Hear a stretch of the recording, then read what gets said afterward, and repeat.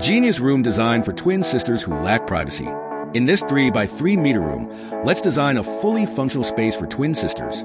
First, we have a bed with adjacent plywood carcass, which functions as side table. Then we install cushioned headboards to avoid head bumps. Then we have storage unit with shelves to store folded cloths. Then the same process continues for the other twin.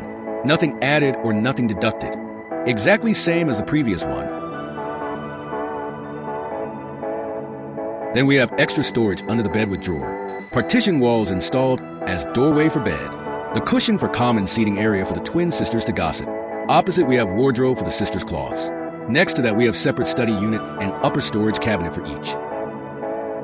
Finally, we have a glass partition separating both beds, which provides privacy, and also they can open it for small chit-chats during midnight serious talks. And there you have it, a room that's so perfect for the twins, which they might never leave. Want more design inspiration?